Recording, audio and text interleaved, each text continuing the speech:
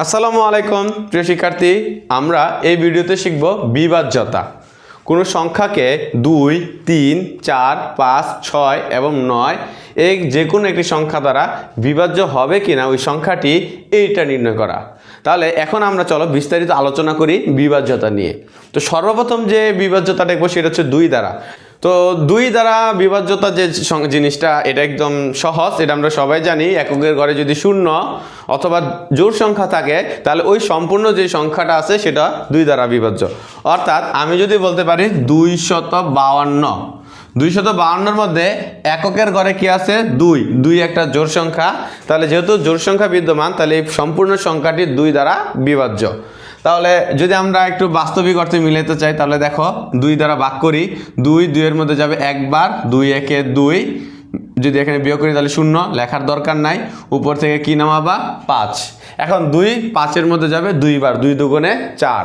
তাহলে আমরা লিখলাম 2 দুগুণে 4, হাতে থাকবে 1 বিয়োগ করলে, আর ওই যে উপরে যে সংখ্যা ছিল 2 তা নামাও। এখন 2 12-এর মধ্যে যাবে 6 বার। তাহলে দেখো আমার ভাগশেষ কি আসতেছে 0। তো আমার এটার মেন যে নিয়ম জানার সেটা হচ্ছে ভাগশেষ 0, অর্থাৎ ওই সংখ্যাটি নিঃশেষে বিভাজ্য হতে হবে। নিঃশেষে বিভাজ্য কি? যদি কোনো ভাগফলের বা যে ভাগের ভাগশেষ যদি 0 হয় অর্থাৎ কোনো ভাগশেষ থাকবে না, তাকে বলা হবে নিঃশেষে বিভাজ্য। এখন সেই হিসেবে আমরা 2 দ্বারা বিভাজ্যতা দেখলাম। তার পরবর্তীতে আমরা যে সংখ্যাটা নিতে পারি সেটা হচ্ছে তোমার 3 দ্বারা বিভাজ্য। 3 দ্বারা বিভাজ্য হওয়ার নিয়ম হলো আমাদের যে সংখ্যাটা দেওয়া থাকবে ওই সংখ্যার মধ্যে যতগুলো অঙ্ক থাকবে সবগুলো অঙ্কের সমষ্টি যদি 3 দ্বারা ভাগ হয় তাহলে ওই সম্পূর্ণ সংখ্যাটিকেও আমরা 3 দ্বারা ভাগ করতে পারি। বুঝা গেছে? তাহলে এই কথাটা আমরা একটু গাণিতিকভাবে দেখি। তো আমরা এখন যেটা দেখব সেটা হচ্ছে 3 দ্বারা বিভাজ্য। 3 দ্বারা বিভাজ্য। তো 3 দ্বারা বিভাজ্য করার জন্য আমি সংখ্যা লিখলাম, মনে করো যে 27, ছোট সংখ্যায় লিখলাম। তো 27 যে সংখ্যাটা এর মধ্যে 2টা অঙ্ক আছে, একটা হচ্ছে 2 আর একটা হচ্ছে গিয়া 7। তো 2 আর 7 আমরা একটু পাশে যোগ করি, 2 যোগ 7 তার মানে কত আসতেছে 9। তাহলে যেহেতু 2 যোগ 7 যোগ 9, আমরা জানি 9কে যদি 3 দ্বারা ভাগ করি তাহলে সে কি হবে 3 3 9, তার মানে এখানে ভাগশেষ কি আসতেছে 0। তাহলে আমরা দেখতে পাচ্ছি যে এই সংখ্যাটার মধ্যে যে 2 এবং 7 দুইটা অঙ্ক ছিল, তাদের যোগফল ছিল 9 এবং 9কে আমরা 3 দ্বারা ভাগ করতে পারতেছি। তার মানে আমরা ওই হিসেবে বলতে পারি এই 27 3 দ্বারা কি হবে বিভাজ্য। এখন এটা মনে হইতে পারে যে 2টা সংখ্যার জন্য এত যোগ করে 9 দিয়ে চেক করার দরকার আছে। অ্যাকচুয়ালি যখন আমাদের একটা অঙ্ক দেওয়া থাকবে, একটা 4, 5, 6 অঙ্ক বিশিষ্ট কোনো সংখ্যা, তখন অ্যাকচুয়ালি বলবে যে এটা কত দ্বারা বিভাজ্য যাচাই করো। তখন তুমি এই সবগুলো অপশন চেক করবা। প্রথমে দেখবে এককের ঘর, তারপরে এককের ঘরে যদি 2 দ্বারা বিভাজ্য না হয় 3-এর ক্ষেত্রে কী হবে ওই 4 অঙ্ক বা 5 অঙ্কের সম্পূর্ণ সংখ্যাটা যোগ করে দেখবা সেই সংখ্যাটাকে 3 দ্বারা ভাগ করা যায় কিনা। যদি যায় তাহলে বুঝবা সম্পূর্ণটাই 3 দ্বারা ভাগ করা যাবে। তাই এখন এটা অনেক ছোট, তাই এটা হয়তো বা মনে হইতে পারে যে আমরা যখন যাচাই করতে যাইতেছি ভাগের চাইতে তো যাচাইটাই অনেক বড় হয়ে যাইতেছে। বাট এটা যেহেতু ছোট উদাহরণ দিয়ে বোঝাচ্ছি তাই এরকম মনে হচ্ছে। বাট আমার যখন সংখ্যাটা 4-5 অঙ্ক বিশিষ্ট হবে তখন বুঝবা এটার আসলে বেনিফিটটা কোন জায়গায়। তাই এখন 3 সরাসরি 27-এর মধ্যে যায় কতবার 9 বার, 3 9 27। দেখো সম্পূর্ণ কি হয়ে গেছে বিভাজ্য হয়ে গেছে। এবার যদি আমরা কত নিতে পারি 243। তো 243 যখন নিবা 243, তো সর্বপ্রথম কি বলছিলাম এই সংখ্যাটার মধ্যে যে অঙ্কগুলো থাকবে তাদের যোগফল। তাহলে 2 যোগ 4 যোগ 3, তাহলে 4 2 6, 6 আর 3 হচ্ছে 9। তা আমরা জানি 9কে আমরা কি করতে পারি 3 দ্বারা বিভাজ্য করতে পারি। 3 গুণ করলে 9, ভাগশেষ কত 0। তাহলে যেহেতু 243-এর যে যোগফল অঙ্কগুলোর যোগফল, তার যোগফলকে আমরা যদি 3 দ্বারা ভাগ করতে পারছি তাহলে সেই হিসাবে 243 আমরা 3 দ্বারা ভাগ করতে পারবো। তাহলে সেক্ষেত্রে আমরা 3 নিলাম, 3 2-এর মধ্যে যাবে না, তাহলে আরেকটা অঙ্ক বাড়াও, তাহলে 24, 3 8 24। এখানে 0 দেওয়া দরকার নাই, উপরের সংখ্যা 3 নামাও।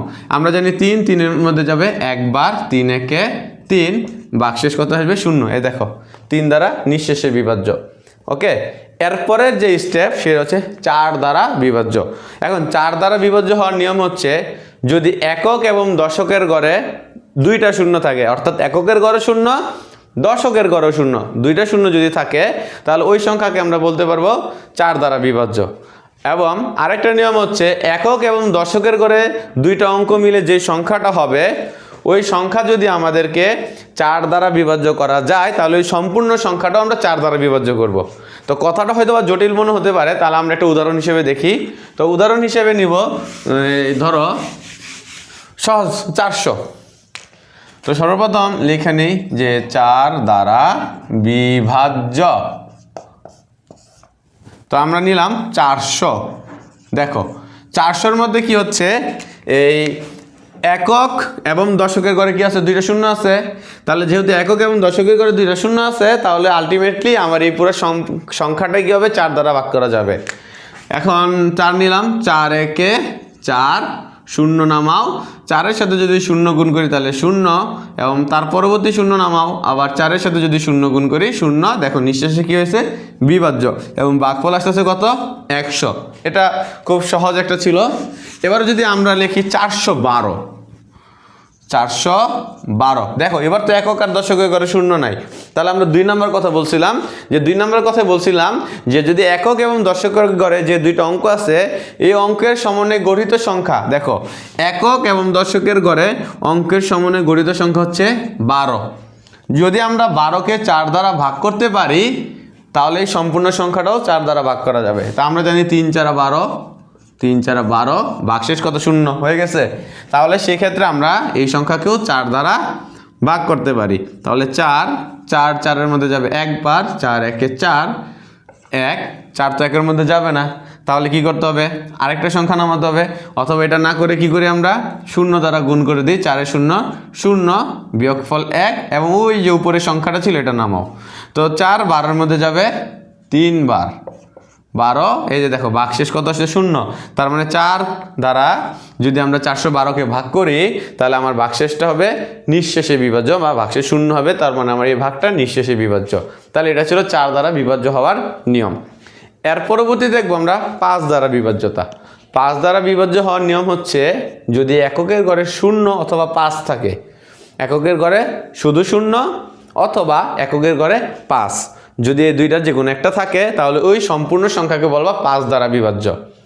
এখন এটাও আমরা একটা উদাহরণ নিয়ে আলোচনা করি। তাহলে এখান যে আলোচনার বিষয় সেটা হচ্ছে 5 দ্বারা বিভাজ্য।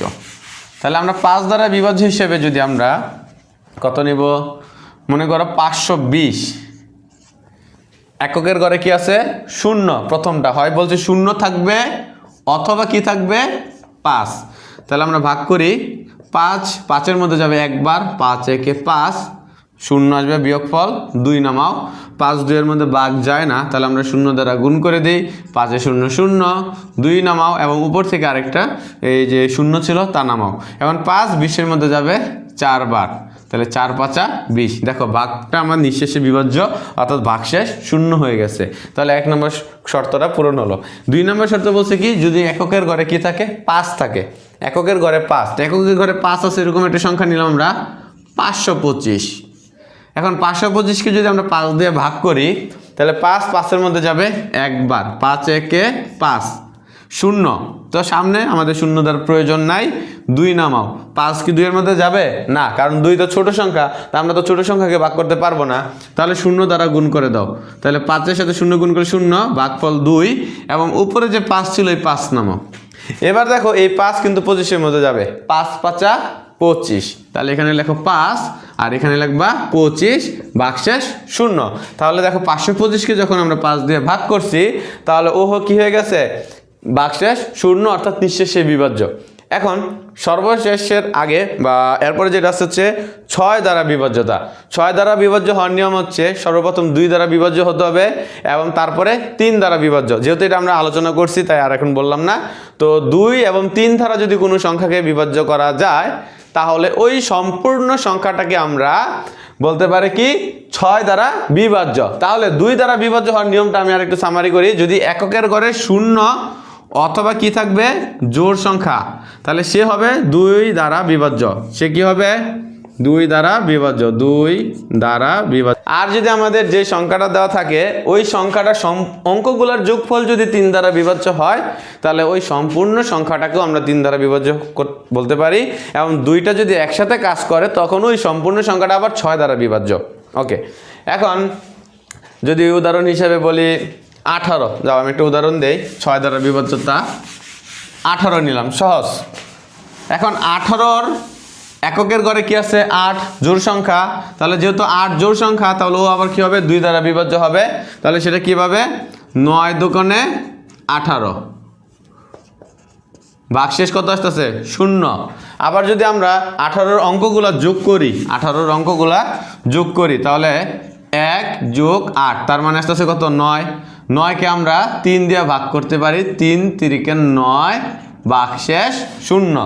তাহলে আমরা ওই হিসাবে এখানে আবার বলতে পারি 18 ভাগ 3, 3 6 18। দেখো এই 18কে 2 দ্বারা ভাগ করলাম, নিঃশেষে বিভাজ্য, এবং 3 দ্বারা ভাগ করলাম, সেও কি হয়েছে? নিঃশেষে বিভাজ্য।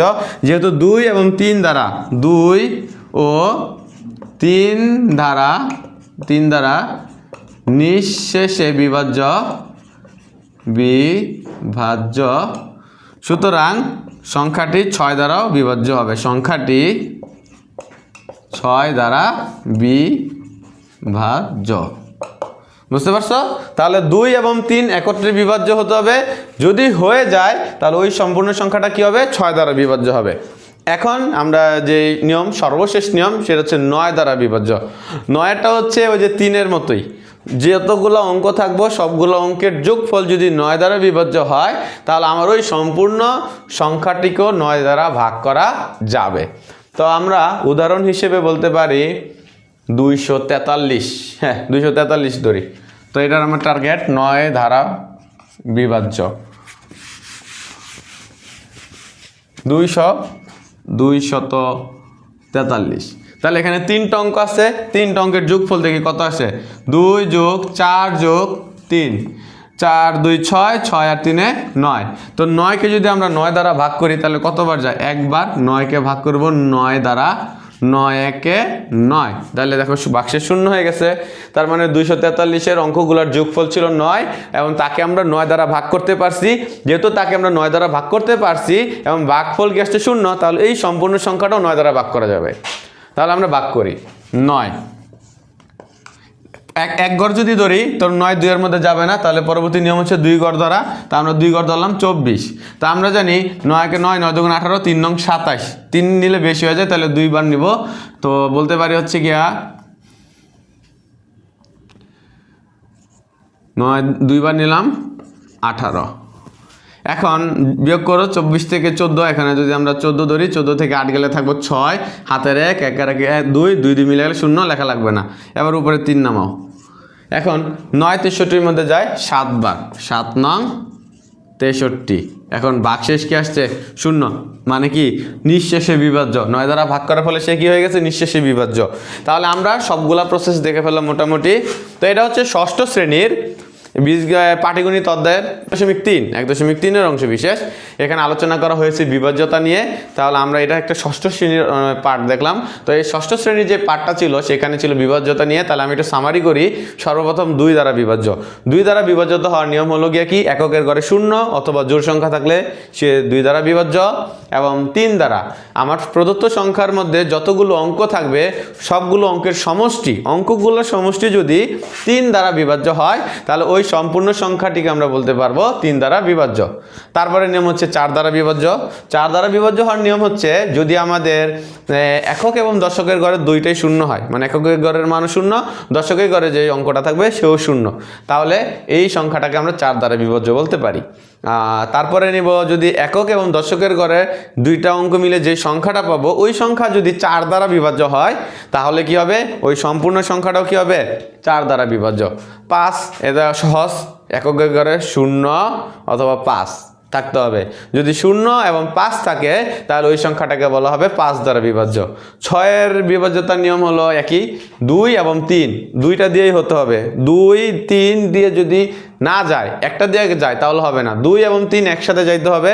ওই সংখ্যাটার মধ্যে যদি ভাগ যায় তাহলে ওই সম্পূর্ণ সংখ্যা 6 দ্বারা বিভাজ্য। এবং সর্বশেষ 9 হচ্ছে 3-এর রিপিট, 3-এর সময় 3 দিয়ে ভাগ করতাম, 9-এর সময় 9 দিয়ে ভাগ করবা। মোট কথা অঙ্কগুলার সমষ্টি, কোনো সংখ্যার অঙ্কগুলার সমষ্টি যদি 9 দ্বারা বিভাজ্য হয় তাহলে ওই সম্পূর্ণ সংখ্যাকে আমরা 9 দ্বারা বিভাজ্য বলতে পারি। তাহলে এটা একটা লং ছিল, মানে আমাদের একটা লং পার্ট। এখন আমরা উদাহরণ হিসেবে ছোট ছোট সংখ্যা নিছি, বাট তোমাদের অনুশীলনের ক্ষেত্রে দেখবা 5 অঙ্কের 6 অঙ্কের সংখ্যা দেওয়া আছে, তখন সেক্ষেত্রে আমাদের এগুলো ধরে ধরে ট্রাই করে দেখতে হবে 2, 3, 4, 5, 6 নাকি 9 নির্ণয় করতে হবে। তাহলে আমাদের যে ভিডিওর আলোচনার সারমর্ম ছিল বিভাজ্যতা নিয়ে, অর্থাৎ নিঃশেষে বিভাজ্য হবে কোন কোন কোন সংখ্যা দিয়ে এবং তাদের যে নিয়মগুলো ছিল সেগুলো নিয়ে আলোচনা। পরবর্তী ভিডিওতে আমরা অন্য কোনো বিষয় নিয়ে আলোচনা করব। ধন্যবাদ সবাইকে।